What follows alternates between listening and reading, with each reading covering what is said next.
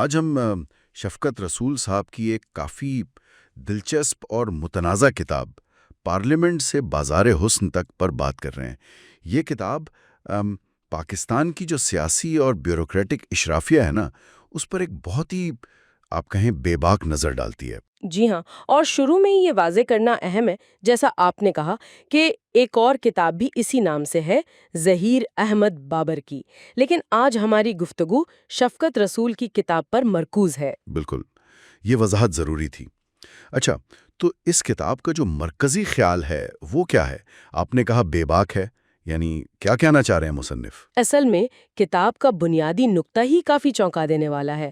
مصنف پارلیمنٹ یعنی اقتدار کا جو مرکز ہے ہمارا، اور بازار حسن، ان دونوں کے درمیان ایک آپ کہیں گہری اور تکلیف دہ مماثلت دکھاتے ہیں۔ پارلیمنٹ اور بازار حسن میں مماثلت؟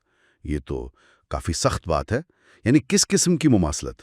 مصنف کا دعویٰ ہے کہ جو اخلاقی گراوٹ ہے، موقع پرستی ہے، استحصال ہے، وہ دونوں جگہوں پر بنیادی طور پر ایک جیسا ہے، صرف ان کے بحروپ، ان کی شکلیں مختلف ہیں۔ اوہ، یعنی ایک جگہ جسم فروشی ہے تو دوسری جگہ ضمیر فروشی؟ کیا یہ مطلب ہے؟ آپ نے بالکل ٹھیک پکڑا۔ مصنف کا استدلال یہی ہے کہ جس طرح بازار حسن میں آپ دیکھیں مجبور عورتیں اپنی بقا کے لیے عزت کا سودا کرتی ہیں، اسی طرح ان کے مطابق سیاستدان اقتدار اور فائدے کے لیے اپنے اصول، اپنی وفاداریاں بیچ دیتے ہیں۔ ہم مطلب ہر چیز کی قیمت ہے، پارلیمنٹ میں بھی؟ ان کے مطابق جی ہاں، وفاداری ہو، اخلاقیات ہوں، اثر و رسوخ ہو، سب بکتا ہے۔ یہ تو سیدھا سیدھا ہمارے جو اقتدار کے عوان ہیں ان پر بہت سنگین الزام ہے۔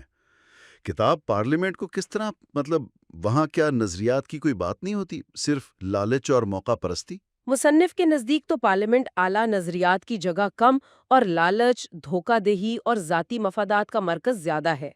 وہ لکھتے ہیں کہ جو منتخب نمائندے ہیں، بیوروکریٹس ہیں، وہ زیادہ تر عوام کے مشکلات سے آپ کہیں بے نیاز ہو کر اپنے ذاتی مفادات کے پیچھے بھاگ رہے ہوتے ہیں۔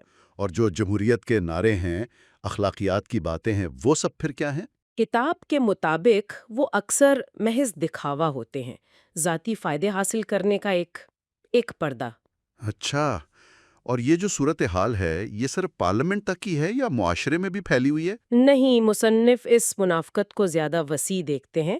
وہ کہتے ہیں کہ ہمارا معاشرہ دیکھیں، طوائفوں کی مذمت تو فوراً کر دیتا ہے نا، لیکن جو عوامی دفاتر میں بیٹھے لوگ ہیں ان کی طرف سے ویسی ہی، یہ شاید اس سے بھی بدتر اخلاقی گراوٹ پر اکثر یا تو آنکھیں بند کر لیتا ہے یا اسے قبول کر لیتا ہے۔ یہ دوگلا پن، یہ تو واقعی غور طلب بات ہے۔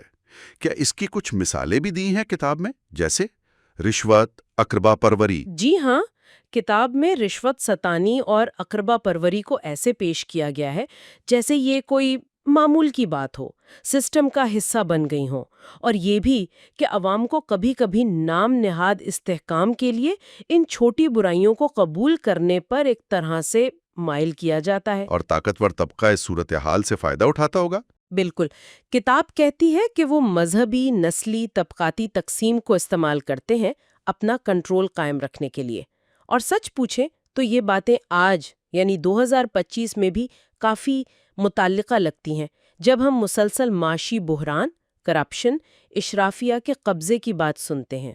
ٹھیک، لیکن کیا کتاب صرف تنقید ہی تنقید ہے یا اس میں کوئی انسانی پہلو بھی ہے، خاص طور پر بازار حسن کے حوالے سے؟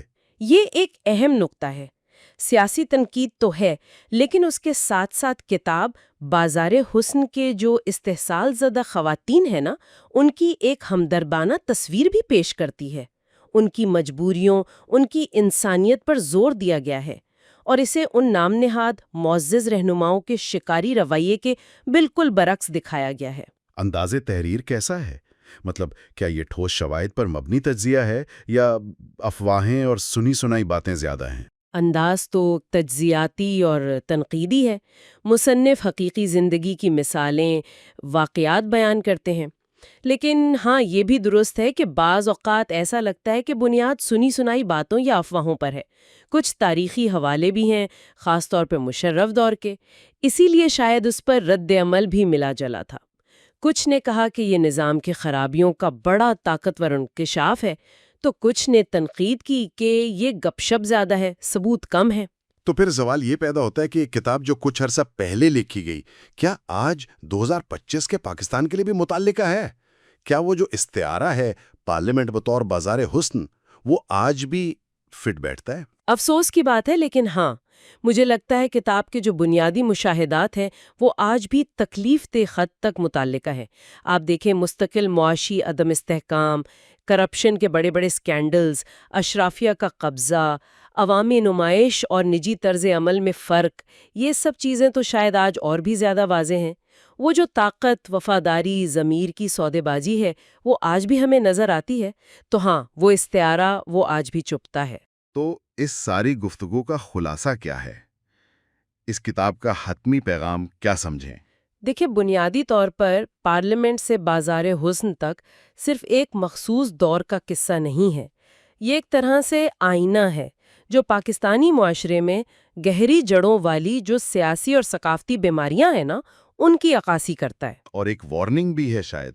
بالکل، یہ کتاب خبردار کرتی ہے کہ اگر اجتماعی ضمیر بیدار نہ ہوا، اگر احتساب کا نظام مضبوط نہ ہوا، تو پارلیمنٹ اور بازار حسن کے درمیان کی جو لکیر ہے وہ مزید دھندلاتی جائے گی، شاید کوئی فرق ہی نہ رہے۔ یہ تو واقعی پریشان کن تصویر ہے۔ جی، اور یہ ہمیں سوچنے پر مجبور کرتی ہے، ایک اہم سوال پر، کہ موجودہ حالات میں اداروں کی جو ساخت گر رہی ہے اسے کیسے بچایا جائے، اور جو عوام میں خاص طور پر نوجوانوں میں مایوسی بڑھ رہی ہے اس سے کیسے نمٹا جائے۔ یہ وہ سوال ہے جس کا جواب ہمیں مل کر تلاش کرنا ہوگا۔